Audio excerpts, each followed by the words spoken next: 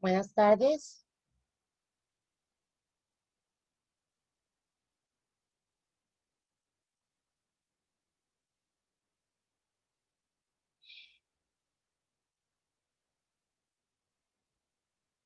Buenas tardes, ¿me escuchan? Sí, buenas Sí, tardes. ¿Qué tal? ¿Cómo están?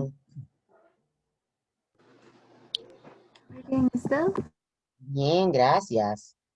Hola, ¿qué tal? Bien, ¿y usted qué tal? ¿Esteban? Bien, gracias a Dios. Ah, no, no era Esteban. ¿Sí era Esteban? Sí. Ujú, sí, sí. Qué bueno. Bueno, ya ahorita les paso al profesor. Vamos a dar un par de minutos para que se conecten los y las que faltan y mientras tanto, pues ir viendo cómo me les ha ido con la dinámica del grupo, em, cómo han estado con los mensajes de WhatsApp, si alguno o alguna tiene alguna necesidad o algún problema con, ¿cómo se llama? Con Ethics, con mediación. Dígale que si usted lo puede llamar en una hora.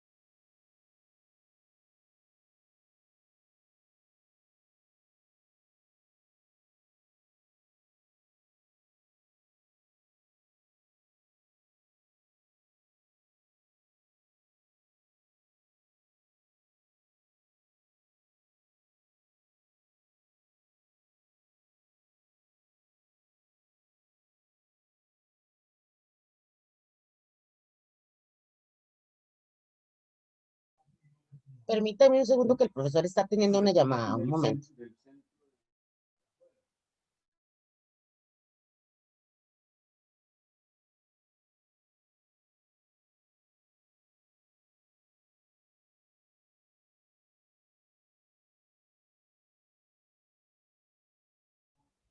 Bueno, perdonen que estamos ahí solucionando un asunto de una llamada, don Luis. Lo que quería preguntarles para ir aprovechando la oportunidad es si todos han estado bien con la dinámica de WhatsApp y si han tenido problema para conectarse en mediación virtual, alguno o alguna.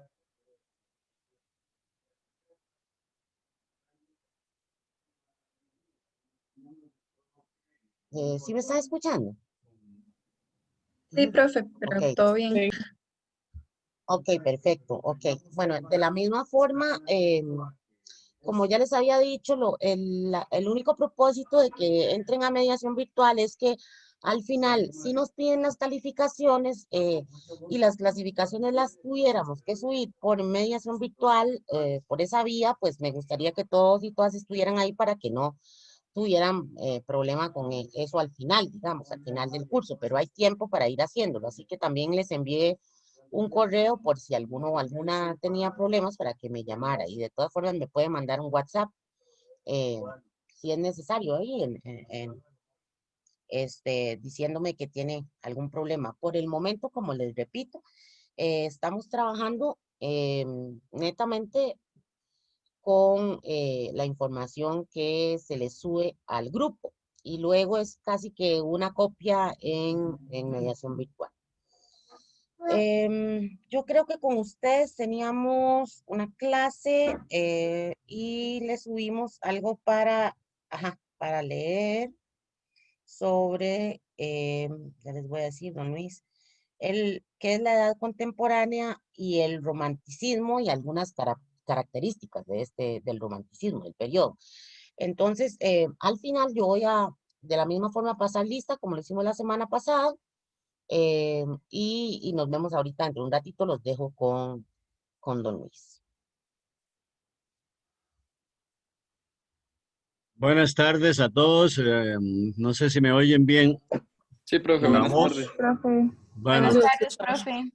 bueno, vamos a entonces a empezar.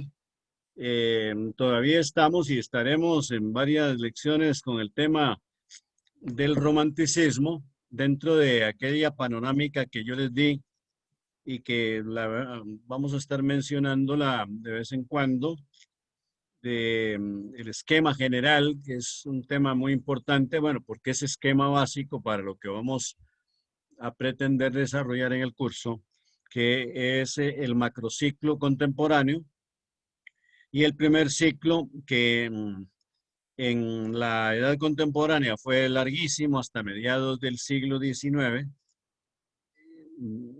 dura más de como unos 60 años más o menos, ya en decadencia a mediados del siglo XIX, que es el primer ciclo de todo macrociclo, que tiene características idealistas y en las artes se manifiesta como romanticismo. Algunos autores, pues tenemos que mencionarlos más o menos concretamente sin poder dedicarles demasiado tiempo porque es un recorrido bastante arduo, largo, denso por lo menos, el que vamos a hacer. Desde la época de la Revolución Francesa, hoy vamos a ver si tengo tiempo de explicarles un fenómeno, si no, de todas maneras, eh, eh, en, en otras ocasiones vamos a hablar de lo que yo he denominado en una teoría que expuse hace pocos años en un tratado de morfología de la historia. Claro que es aplicada la teoría a toda la historia universal. Y en este curso yo me baso para los desarrollos solo en la edad contemporánea, que aquí vamos a estar llamándole macrociclo contemporáneo. Para mí un macrociclo es un periodo orgánico de evolución histórica completo, integrado por tres periodos. Uno de idealismo, que en las artes se manifiesta como romanticismo. Otro de realismo moderado, clásico, y el tercer periodo es periodo o ciclo, como quieran expresarlo, es de realismo extremo, o sea, ultraísmo, ultrarrealismo, realismo a ultranza, donde prácticamente todo se desintegra y hay una ruptura con las tradiciones, eso lo caracteriza. Y entonces, para ubicarnos bien, que tengan presente esto, el primer periodo de esta edad contemporánea que vamos a recorrer es de idealismo, de romanticismo, cubre o sea, se extiende desde el último tercio del siglo XVIII a mediados del siglo XIX. El segundo a partir de mediados del siglo XIX hasta principios del siglo XX. Y el tercero, toda esa primera mitad del siglo XX. Entonces, idealismo, realismo moderado, clásico, tenemos que en su momento explicar las características de cada uno de ellos, de cada uno de esos periodos, lo que es el clasicismo, las acepciones que hay del clasicismo, porque la palabra clásica, clásico, ustedes la conocen muy bien, que se aplica de muy diversas maneras, y hay que ver qué tienen en común, qué idea axial mantiene esas sinonimias, esas irradiaciones significativas de palabras, o sea, de una misma palabra, un mismo concepto. En realidad es una misma idea que tiene como ramificaciones conceptuales.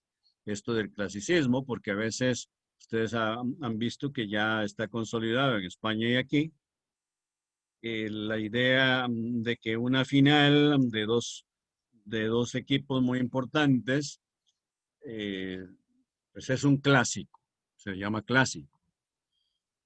Y para que se hagan una idea desde ahora, pues de esa cierta ambigüedad que hay del significado de lo clásico, y aquí pues lo tenemos que estudiar desde el punto de vista artístico y lo que significa lo clásico dentro de una tradición que viene desde Aristóteles, porque también ¿no? Se le llama al arte clásico a una final. Es un clásico, y también sabemos que los astres, cuando le pedimos que nos haga una chaqueta, nos pregunta si la queremos clásica o como últimamente se está llevando, más larga, más corta, con la solapa así o de otra manera, o botones, varios botones o número de botones, todo eso son variantes. Y entonces quiere decir que hay algo en común a todas ellas. Pero ya veremos esto. Y veremos también qué significa eso del realismo extremo, que es la característica del arte de la primera mitad del siglo XX. En cuanto a este primer periodo donde estamos, que los tres son bastante densos, pero porque creo que en muchos aspectos la mayor riqueza de temática la hay en este primer periodo, que es uno de los más extensos, profundos, densos, creativos periodos románticos de la historia universal. Pero pienso también que en el siglo XX, a pesar de que es un periodo de crisis, hubo mucha creatividad dentro de una actitud radicalmente revolucionaria, porque eso es lo que caracteriza siempre los terceros periodos en la historia universal. Terceros dentro de esto que estamos llamando ahora, o vamos a estar llamándole macrociclo, que es un periodo completo de evolución histórica, evolución orgánica interna, de una extensión temporal de aproximadamente 135 años. Porque cada ciclo tiene una duración de unos 45 años. Entonces, los tres completan esa evolución. Cuando se llega a un tercer periodo, se empieza un nuevo macrociclo. Y me les adelanto a una inquietud que suelen tener ustedes, que siempre en las clases presenciales me lo han preguntado. Bueno, profe, y si usted ha comprobado eso en la historia universal, ¿en qué tipo de periodo estamos viviendo ahora? Es que es una pregunta muy lógica y muy importante. Aplicando la misma teoría de que cuando finaliza ya el tercer periodo, se inicia un nuevo macrociclo, y el primer periodo de un macrociclo es siempre idealista, romántico. Yo he considerado que una frontera natural para decir ya terminó la edad contemporánea, o nosotros en este curso, el macrociclo contemporáneo, es 1945, cuando se produce el término, el final de la Segunda Guerra Mundial. La segunda mitad del siglo XX, ustedes seguro han estudiado en términos generales la primera mitad del siglo XX, que hubo 2 guerras mundiales, gobiernos totalitarios, y estudios profundos que hay sociológica y politológicamente sobre la sociedad de masas. Fue una masificación del ser humano lo que ocurrió, y por eso pues los partidos crecían y eran numerosísimos en toda Europa, eh, y aparecen ahí los líderes como Mussolini en Italia, el fascismo, o como Hitler en Alemania. Muy rápidamente se adhieren a ellos millones de seres humanos, porque es un periodo de, como yo le he llamado, de gregarismo. Pero ya veremos todo esto. Quiere decir que en la segunda mitad del siglo XX, que ya la vivió la humanidad, ustedes nacieron posiblemente hacia los años 90, nacieron en un segundo periodo, que es siempre de realismo moderado, de realismo clásico. Y el primer periodo, a partir de 1945 hasta los años 90, fue un periodo de creatividad, de reconciliación de tendencias, de funcionamiento muy solvente de la ONU. Y vean ustedes que a partir de los años 90, ya a partir de 1990 a 91, empieza la Primera Guerra Internacional, que es la primera guerra en el Golfo. Pocos años después, la Segunda Guerra en el Golfo por el imperialismo de Hussein en Irak.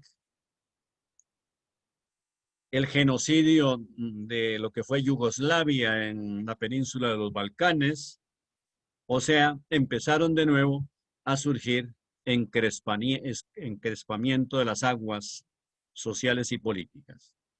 Y ahora estamos ya muy metidos en este segundo periodo y acercándonos ya a un tercer periodo que es siempre de realismo extremo.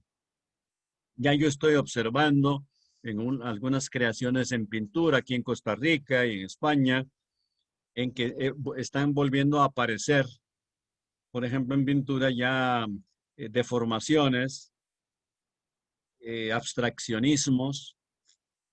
No se va a repetir, la historia no se repite en detalles.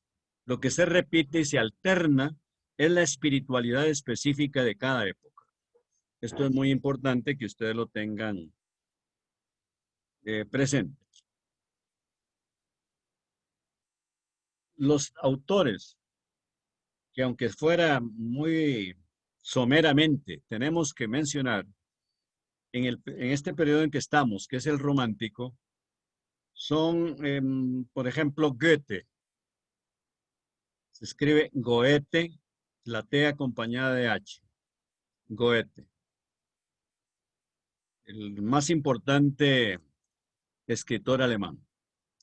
De Goethe nos interesan dos obras, anótenlas ahí. Yo no les voy a exigir que las lean, pero por ejemplo, una obra de juventud, una novela romántica de Goethe, la recomiendo y como es corta, si la pueden encontrar en internet, o sea, que se la lean. Se llama Werther con W, Werther, la T con H, Werther.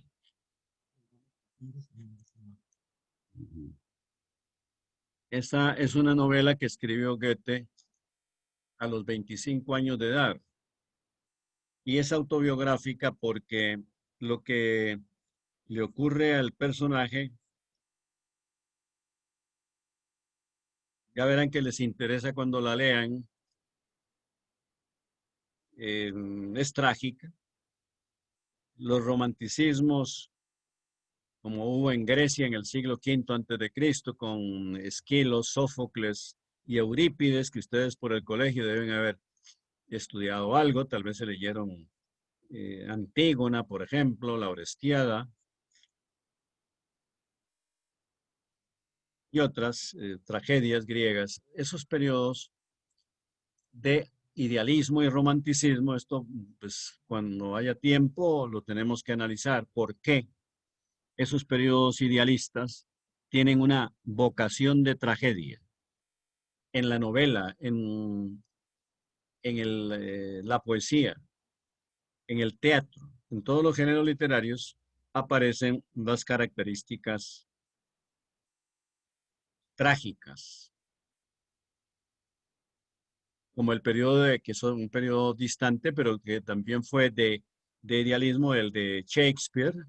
Las obras principales, Shakespeare también tiene comedias, pero predomina la tragedia, que es en la que se inmortalizó como el más grande dramaturgo de la historia.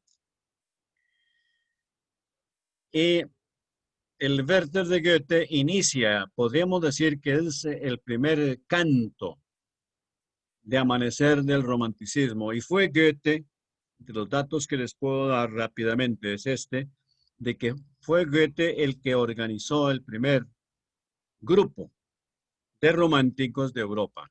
El movimiento romántico que luego se extendió por toda Europa y por el mundo, lo inició Goethe y además consideró que las dos palabras que son como las insignias fundamentales del romanticismo son en el idioma alemán, idioma de Goethe, Sturm, sí, escrito Sturm, terminado en M, igual que en inglés storm, ¿verdad? Una diferencia vocálica nada más. Storm es una raíz indoeuropea que significa torbellino, tempestad. En este caso, tempestad afectiva.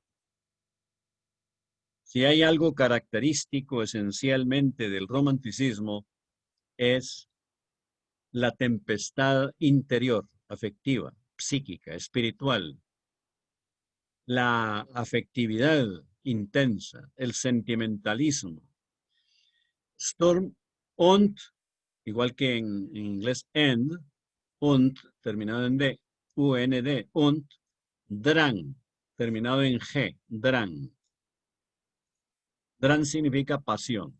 Entonces, tempestad, turbulencia, como quieran traducirlo, tempestad afectiva y pasión son para Goethe las características esenciales del romanticismo de las que deriva todo lo demás y esa tendencia a la tragedia, entre otras cosas, porque si la vocación es por la afectividad intensa, no hay nada más intenso en el ser humano, no es la alegría, es la tristeza trágica.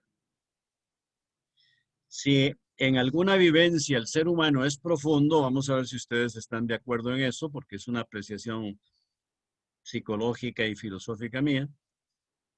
Si en algo el ser humano es profundo, radicalmente profundo, es en el sentimiento trágico.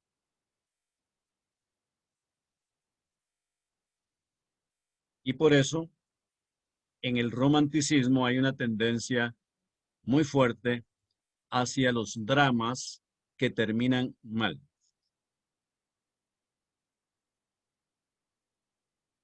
¿Qué piensa alguno de ustedes o alguna, si no le molesta hablar en este momento, de esto de que pienso que el ser humano, cuando es más profundo, más concentrado en sí mismo, más introvertido, más metido hacia su propia intimidad, es en el sentimiento trágico, no, por ejemplo, en la alegría? ¿Qué piensa, por ejemplo, si no te molesta hablar en este momento, Enrique? Naranjo, ¿será? Correcto, profe. Sí, bueno, a mí me parece muy interesante eso que usted dice, se plasma mucho en una obra también de Werther que es Fausto. Esa es la otra que iba a mencionar, sí. Que explora esa insatisfacción, esa incapacidad de trascender el plano intelectual al plano práctico y que demuestra que hay algo fáustico en todos nosotros, ¿verdad? Ese personaje, Mefistófeles, que es el que tienta a Fausto. Es ese Fausto que nunca se siente satisfecho con sí mismo y todos nos podemos identificar con ese elemento. También está en El Mercader de Venecia de Shakespeare esa tendencia a buscar en el dolor y en el sufrimiento esa esencia humana muy característica de la filosofía clásica. Entender esa esencia de las cosas, ese porqué de la vida. Está muy bien, Manrique. Solo para añadir algo, que la alegría nos extravierte. O sea, nos vierte, nos lanza hacia afuera de nosotros mismos. Nos descentraliza. La tristeza y sobre todo la preocupación trágica, el sentimiento trágico, nos mete en nosotros mismos, nos introvierte. Y por eso la vivencia de la tristeza y sobre todo la tragedia, que es el grado máximo de tristeza, el más radical, nos concentra como un ovillo en torno a un eje de nuestro yo afectivo. Es una vivencia de ensimismamiento, mientras que la alegría nos conecta con otras personas, con el mundo exterior, nos superficializa. O sea, la alegría, incluso una alegría infinita, vaciaría totalmente nuestra conciencia para si es que pudiera haber una alegría infinita. Las vivencias de la alegría son muy rápidas. Ustedes lo saben por la valoración del tiempo. Una espera se hace larguísima o sentimos el tiempo como que no transcurre. Mientras que en la alegría el tiempo va acelerado y más bien en una fiesta en que lo hemos pasado muy bien, a las horas, un poco asustados, nos acordamos del reloj y a ver qué hora será, ¿eh?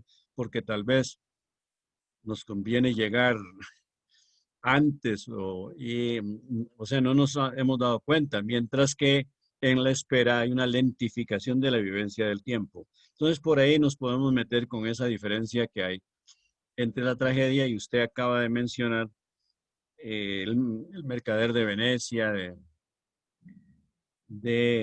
de Shakespeare, ¿verdad? La usura, la tacañería, la avaricia, eh, aunque no es de las más trágicas, pienso por ejemplo en otras como Otelo. Otelo es algo maravilloso y sobre todo psicológicamente porque el personaje maligno Yago le produce a, a- al general árabe, imagínense ustedes meterle celos a un árabe, con una sutileza psicológica extraordinaria. Y ahí se plantea de esa manera una tragedia de la que no se puede salir. Y al extremo de que como hay una gran injusticia, pues uno desearía que el guión terminara bien, o sea, que el general Otelo hubiera recapacitado y se hubiera dado cuenta a tiempo de que Yago lo aborrecía y que lo tenía engañado, que su mujer era una santa. Termina asfixiándola y luego la tragedia de que se da cuenta ya cuando la ha matado y por investigaciones que se hizo que había sido un completo y absoluto engaño y se suicida. Entonces, no tiene escapatoria. En esas obras, ya sean de teatro o novelas, pareciera como que el personaje no tiene escapatoria. En el caso de la novela de Goethe, de juventud a los 25 años de edad escrita, pues Goethe se desahoga escribiéndola, porque tuvo tendencia o la intención de suicidarse porque se enamoró de una mujer, creo que casada, y en esa época pues, había mucha restricción social y o sea, era una barrera infranqueable o tal vez era de la nobleza, aunque Goethe era medio noble y siempre tuvo dinero, en fin, pero posiblemente es que fue rechazado. Goethe joven, pues era muy bien parecido y tenía todas las condiciones para enamorar a una mujer, pero si la mujer estaba comprometida era imposible, sobre todo en una sociedad muy cerrada como la de aquella época.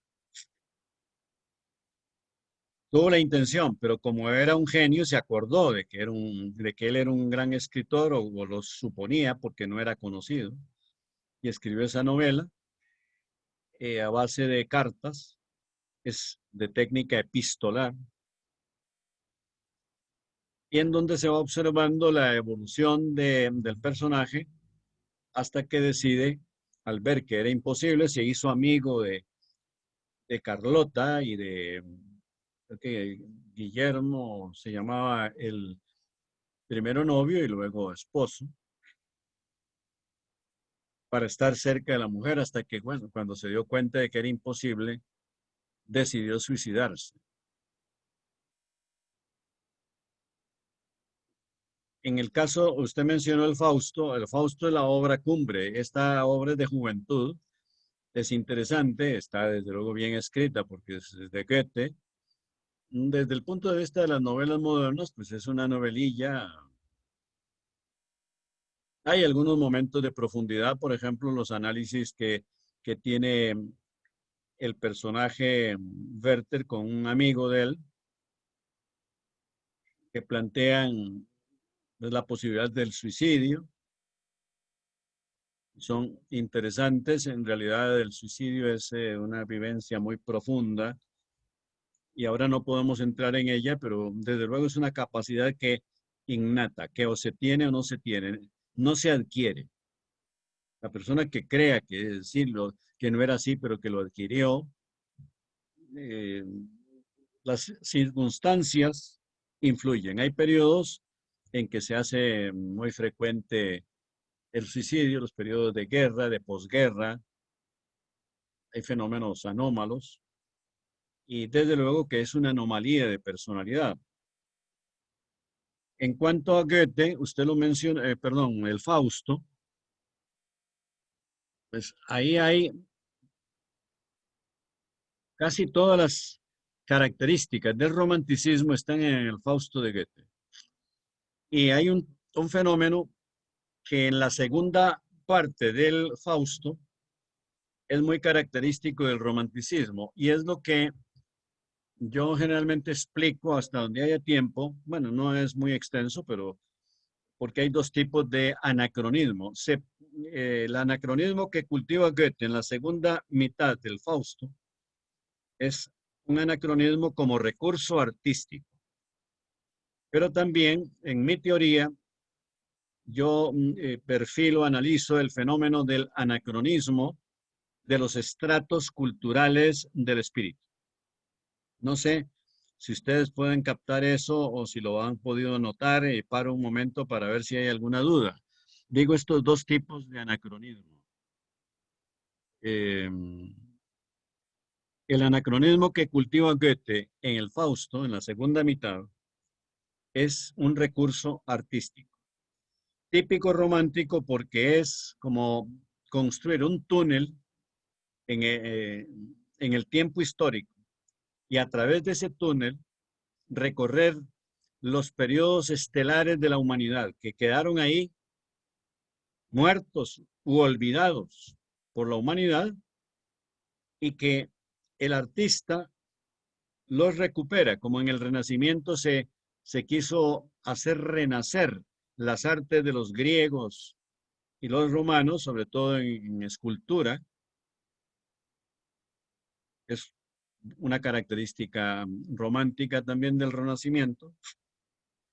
Y en este periodo en que Goethe se manifiesta como el gran maestro del romanticismo y que el que inaugura el romanticismo en Europa, el recurso al anacronismo. Anacronismo significa tendencia a negar el tiempo vigente en la actualidad que se está viviendo para recuperar fenómenos, acontecimientos, personajes de épocas muy lejanas de la historia.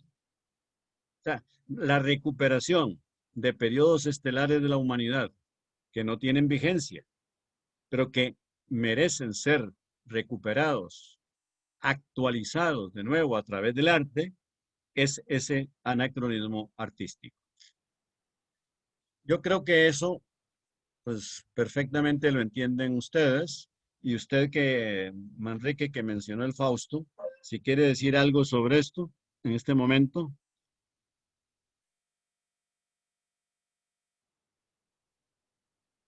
No sé si me Estaba oyó. buscando el mouse. Sí, señor. Sí. Bueno, Es- lo que si me usted oyó lo que dije del anacronismo de la segunda parte del Fausto. sí, porque en esa parte él recuerda el infanticidio que comete Gretchen, posteriormente el suicidio de la misma Gretchen, es esa Bueno, exaltación a través de la muerte. eso es en la primera parte. Sí, Es que en la segunda parte, si usted la ha leído, usted ha sí, leído bueno, la todo. primera parte nada más. Ah, bueno, es que entonces le recomiendo cuando tenga tiempito, es más extensa, muy profunda, muy filosófica, no es tan novelesca Como como la la primera. primera. Ah, no, hay que meterse un poco a fondo y los diálogos de Fausto y Mefistófeles en la segunda mitad son de lo más profundo que escribió Goethe en toda su vida. Y hay que aprovecharlos y releerlos, en fin. Pero a lo que me refiero es a que en la segunda parte del Fausto aparece Helena de Troya, que ustedes la recuerdan por el colegio, los poemas homéricos, la Ilíada, que pues, siempre se le ha echado la culpa al rapto de Helena, el origen de la guerra de Troya.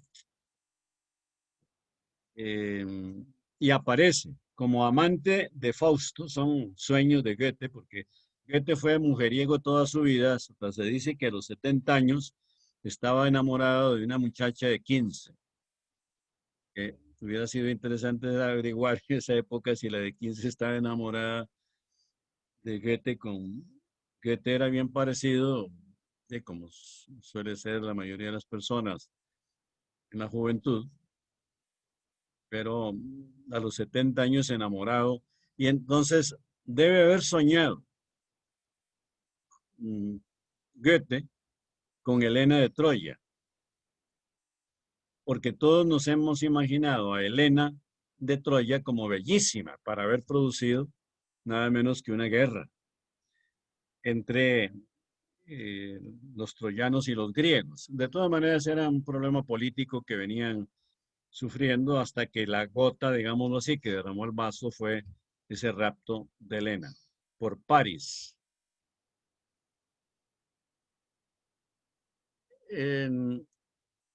Y aparece en la segunda parte del Fausto, Helena de Troya, como amante de Fausto. O sea, detrás de esa anécdota está un sueño del autor Goethe.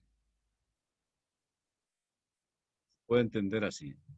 Bueno, pero eso no interesa, solo por la psicología de uno de los más grandes escritores que ha habido. Y aparece también la corte de Agamenón en Micenas, edificios y escenas también de la Edad Media. Aparece ahí la rivalidad entre el pontificado y el imperio, que fue uno de los acontecimientos de la Baja Edad Media, que Baja Edad Media se llama del siglo XI al Renacimiento. Las luchas feudales entre el pontificado de Roma y el imperio alemán, pero romano-germánico que se llama. Luchas que duraron aproximadamente 200 años. Y aparecen reactualizados ahí. Mefistófeles y Fausto se unen al ejército germano y ganan, por la magia de Mefistófeles, ganan algunas batallas. Ahí se cumple también la ambición de Goethe de conocer los más diversos paisajes, también por la magia del diablo. Logra estar en toda clase de climas y de atajos, de laberintos, de paisajes exóticos.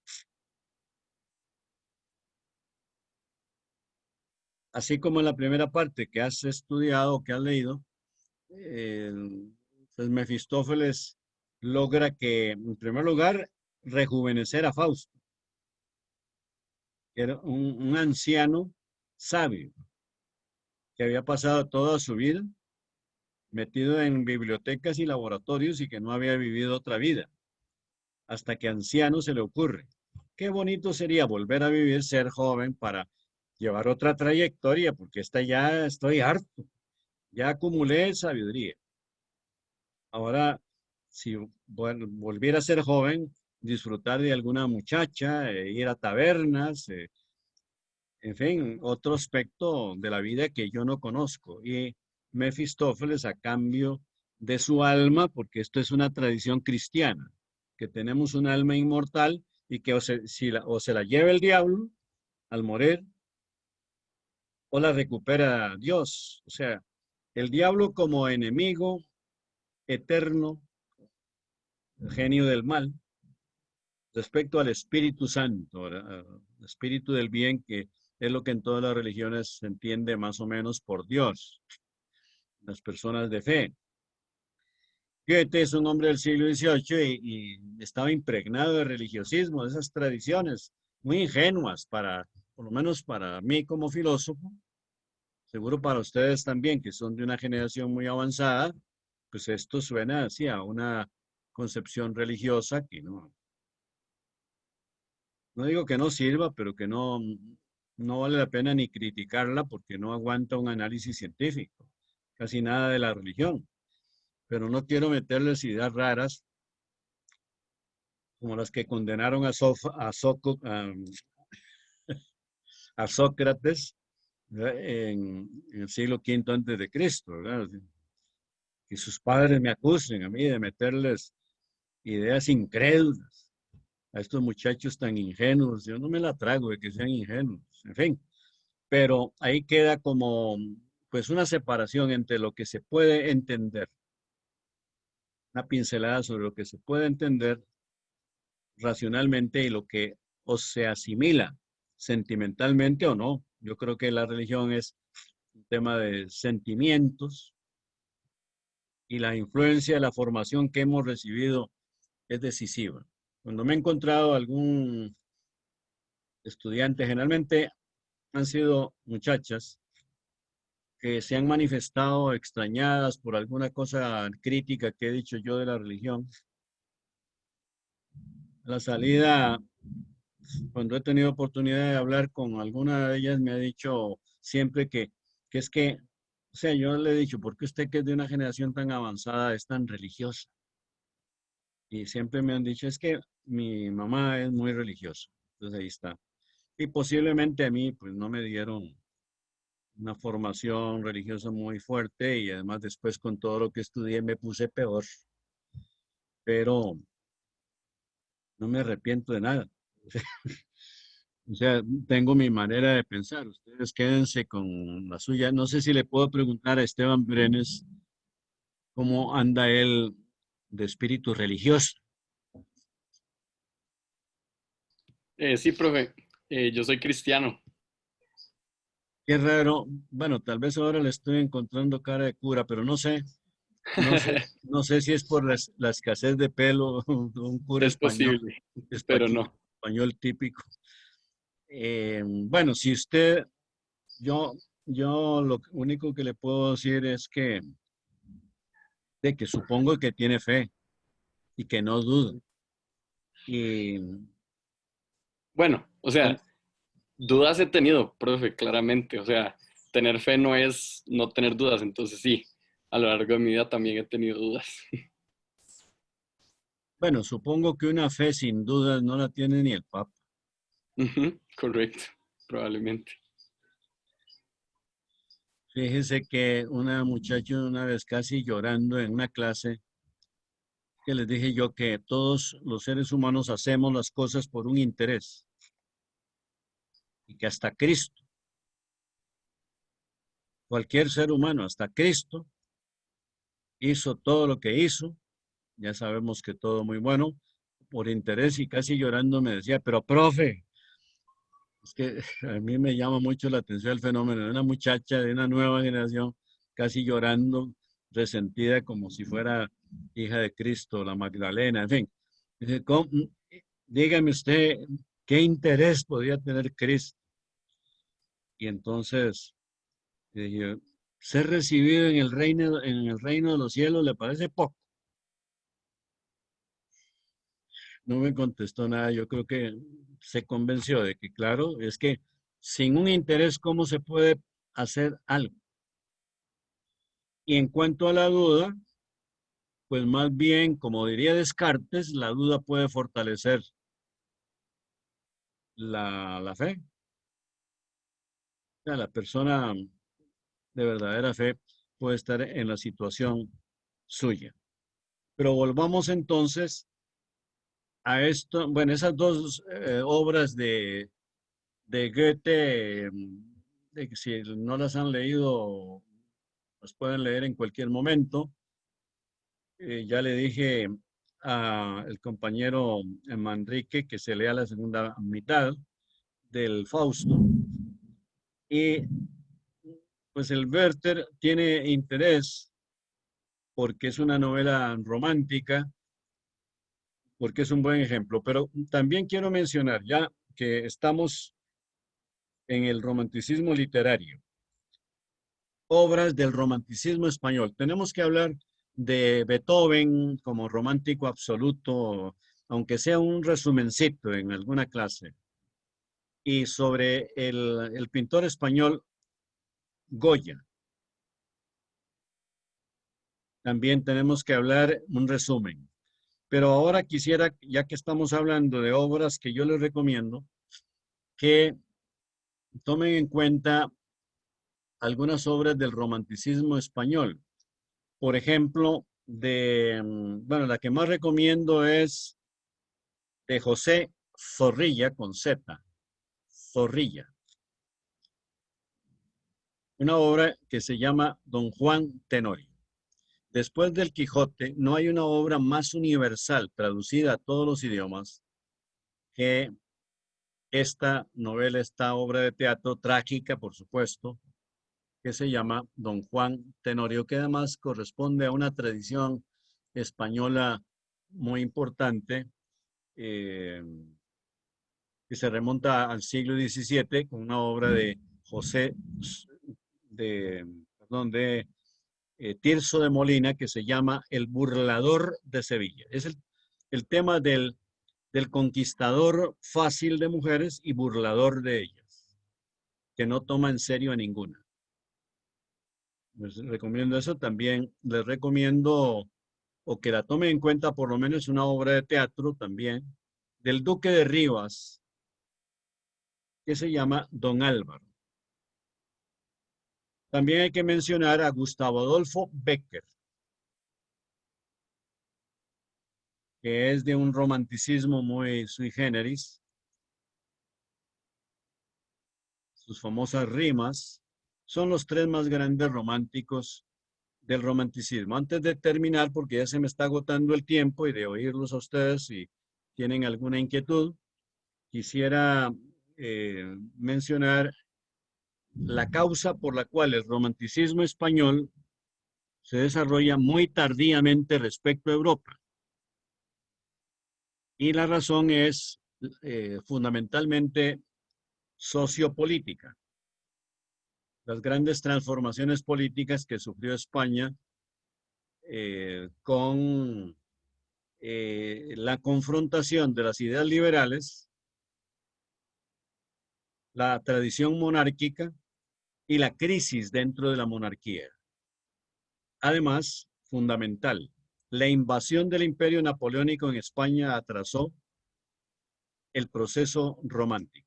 España estaba ocupada nada menos que durante por lo menos 8 años en expulsar, y lo lograron, una heroicidad que se impuso en toda Europa, porque nadie había vencido a Napoleón hasta que lo vencieron los españoles.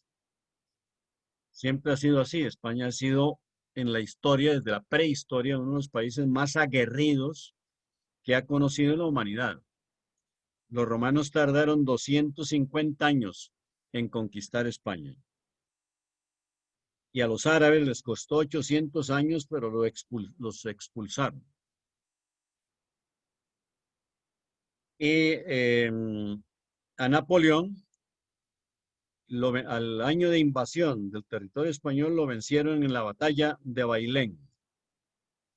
Entonces, todo esto contribuyó a que el romanticismo español fuera muy tardío, porque el Don Juan Tenorio se publica a mediados del siglo XIX, el Don Álvaro del Duque de Rivas hacia 1830 y tantos, cuando ya el romanticismo europeo estaba más bien en decadencia, y lo mismo podemos decir de las rimas de Gustavo Adolfo Bécquer. ¿Cómo vamos de tiempo? Entonces, paro un momento para que me expongan alguna duda, alguna inquietud que tengan, para no hacer demasiado extensas estas. Ahí iremos y tomaremos en cuenta al final, ya nos pondremos de acuerdo para la evaluación final, que nos deben entregar un trabajito de síntesis del curso con base en una lista de temas que ya sacaremos unos 15 días antes de terminar el curso, a mediados de noviembre, o por ahí del 8 de noviembre. Podemos ponernos de acuerdo en sacar esa lista de los temas que, a juicio de ustedes y yo, sean los más relevantes que hemos visto. Y desde luego lo que no hubo tiempo, aunque sea muy importante, de explicar, pues lo descartamos como síntesis para la evaluación. Y paro un momento para ver si tienen alguna inquietud. A mí siempre me anima mucho oírlos a ustedes, que tengan disposición para expresar algo.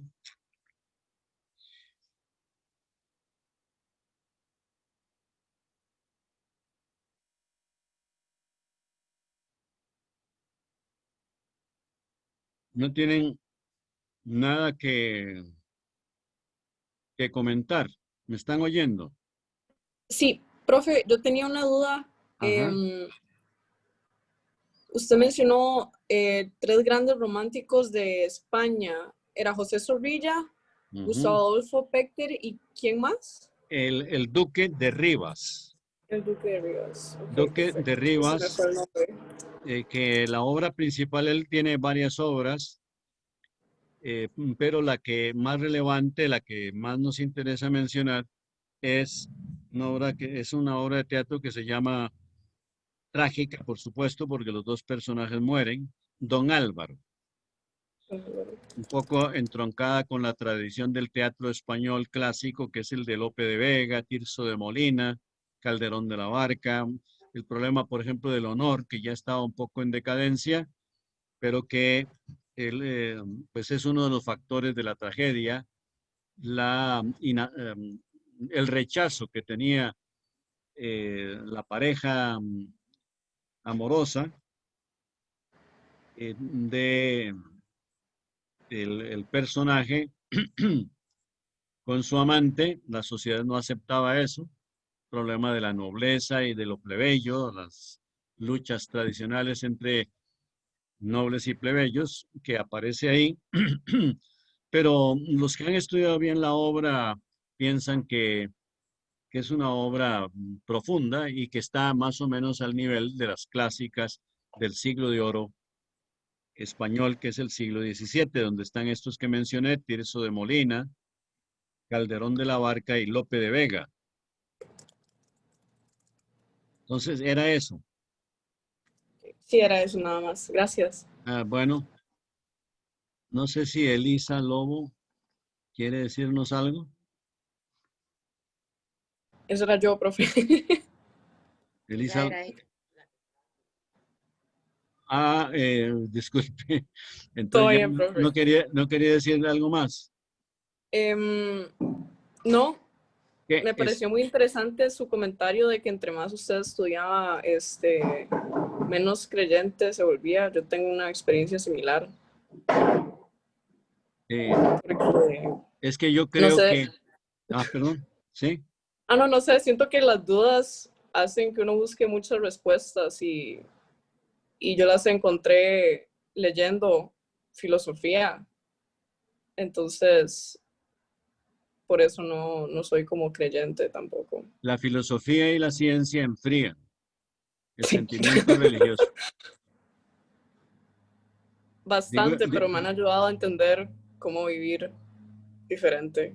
pero a mí me agrada que ustedes, la nueva generación, tengan una conciencia tan clara de esto, porque a mí una muchacha, una vez a la salida de una clase en que seguro yo había hecho críticas a la religión, me decía, profe, si yo hablara con usted de vez en cuando, usted recuperaría la fe. Es que seguro se sentía misionera y con muy buena intención. Y yo le dije, bueno, hijita, mire, a mí hablar con usted de vez en cuando me agradaría muchísimo, pero le advierto que sería más fácil que usted perdiera la fe hablando conmigo, que soy filósofo, a que yo recupere la mía si es que algún día la tuve, porque tal vez no la tuve de verdadera nunca.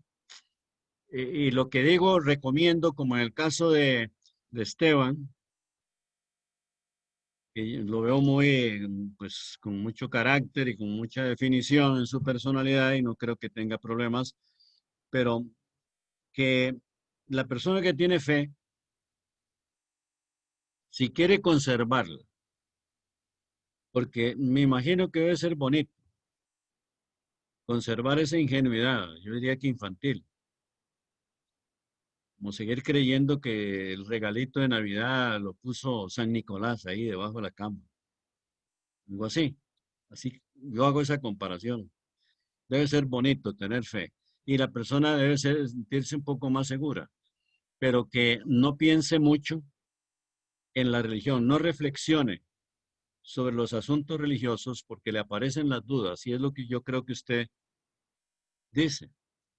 Usted se planteó asuntos desde que estudió filosofía y todo lo demás y es lo que le ha despertado dudas de que siempre tendrá.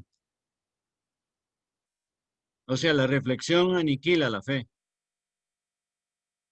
Entonces es mejor no pensar, que la tengan a un lado ahí como un sentimiento y no como algo que hay que cuestionar, porque entonces viene la falta de fe. Entonces, está muy claro que es un asunto que es que yo creía que Daniel Fallas había dicho algo. ¿Querés decir algo, Daniel? No sé, y tal vez por este tema que estamos hablando, se me vino a la cabeza un caso particular, que no, en el que no necesariamente la reflexión, o sea, en algún punto aniquila la fe, pero luego hay ejemplos como el de Kierkegaard, donde la fe renace de una forma distinta después de un ciclo de reflexión muy amplio, renace como una alternativa de substancializar, entonces no siempre... O sea, no siempre hay una aniquilación absoluta, sino que también puede haber un renacimiento de esa Sí. fe de otra forma. Sí, puede haberlo, en el caso de Kierkegaard está muy claro. Y un continuador de las ideas de Kierkegaard, o por lo menos un escritor español que recibió mucha influencia de Kierkegaard, que es Miguel de Unamuno. Hay un ensayo que yo lo recomiendo, es enorme, que se llama El sentimiento trágico de la vida. Y otras, Unamuno tenía un montón de dudas, pero creía. Y entonces llegó a decir, a mí nadie me ha comprobado que Dios existe, y tampoco que no existe. Pero yo quiero que exista Dios. Bueno, si quiere que Dios exista, allá usted y le sirve, ese Dios suyo le sirve para andar por casa tranquilo. Sí, sí. Pero Pero no, en el caso de Kierkegaard es más radical porque yo creo que es un punto de inflexión donde siente que hay un vaciamiento, porque es un mundo puramente abstracto y la única forma que encuentra es substancializarlo mediante la fe. O sea, es una sí, concepción más amplia, me parece, muchísimo más amplia. sí, pero se llega a la misma raíz de que la persona siente que si no hay un Dios, no, nada tiene sentido. Sí, sí. O sea, llega indirectamente a creer que Él existe y todo el mundo existe por algún Dios. Y eso pues es un postulado gratuito que o se cree en Él o no. Pero decir que alguien hizo todo. Por Sí, eso yo sí. prefiero hablar de naturaleza en vez de hablar de Dios. Sí, que también es una corriente como más mística, o en el caso, no sé, tal vez un naturalismo, como en Spinoza. A San Agustín, un discípulo como vos, así, muy reflexivo, le preguntó, bueno, profe, ¿y qué hacía Dios antes de crear el mundo? San Agustín, muy en broma, pero seguro es que la pregunta lo agarró fuera de base porque le dijo, preparaba castigos para quienes hacen algunas preguntas. O sea, que se declaró incapaz de contestar eso. Sí, sí, sí. Que un Dios solo antes de la naturaleza. ¿Y de dónde sacó la materia? De la no materia. O sea, se la sacó de la espalda, por no decir algo más fuerte. Sí, sí, sí. Bueno, Sí, entonces ahora, ¿querías decir algo más? no, que ese todo también es todo el problema del diseño inteligente y estas cuestiones. O sea, cómo puede surgir ese primer impulso si no es a partir de un diseño inteligente, por ejemplo, o de una potencia inteligente. Sí, ya los griegos tenían teorías sobre del origen de la naturaleza muy inteligentes y aceptables todavía en el día de hoy. Por ejemplo, la teoría atómica o atomista de Demócrito. Sí, sí, sí. Los átomos ya tenían formas y al combinarse dan lugar a todas las concreciones que al evolucionar nos dan todas las especies que existen y que son eternas. Los átomos son eternos. Sí, es que la idea cristiana de que la materia fue creada, científicamente es absurdo. ¿De dónde se sacó la materia? La materia tiene que ser y es eterna. Y la física comprobó la eternidad y conservación eterna de la materia-energía, el principio de Einstein. Entonces, bueno, mucho gusto, pero la asistente, la profesora Molina, no se pudo incorporar. Me despido entonces hasta el próximo día, que en presencial virtual sería dentro de 15 días, porque la próxima semana, recuerden que alternamos así para la universidad.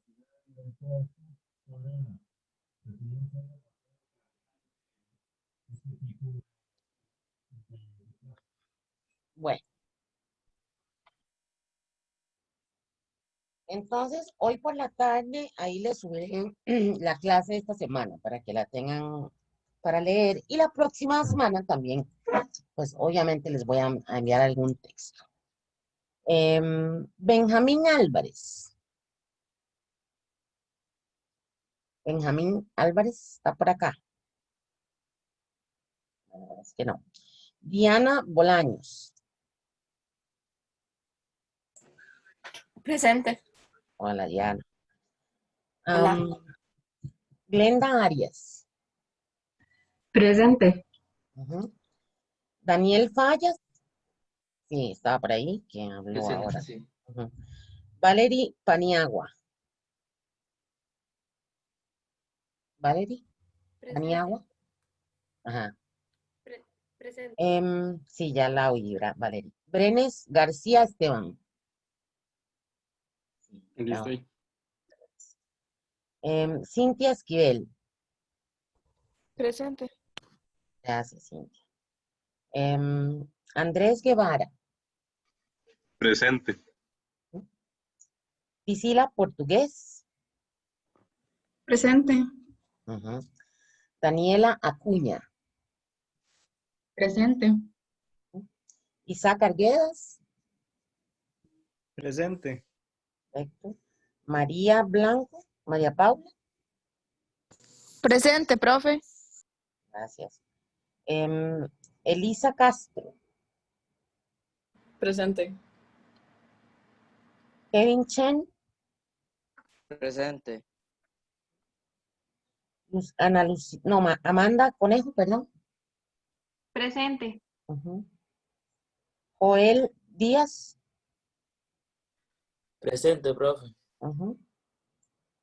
Ana Marín. Ana Laura. Presente. Jason Muñoz. Presente. Manrique Naranjo. Presente. Diana Quesada. Presente. Ana Carolina Salmerón. Presente. Nicole. Ahí a Nicole sí ha estado, lo que pasa es que ahorita se desconectó, entonces no sé si podrá decir. Sí, ¿Está por sí, acá? presente. Ya Ok. luz a mi casa. Sí, de todas formas ya ahí te tenía presente. Junior Villalobos. Presente. Esteban Y. O Jen. Presente. Ajá. JNG, presente. Y Arelis Espinosa. Presente. Ok, perfecto. Bueno, entonces les subo texto esta semana, como les dije, la próxima también, y nos estamos viendo dentro de 15 días. Cualquier cosa estoy para servirles. Que tengan una excelente tarde y hasta pronto. Hasta luego, muchas Muchas gracias. gracias, profe. Gracias. Mucho gusto, que estén muy Gracias, bien. profe. Gracias. Por supuesto, chao.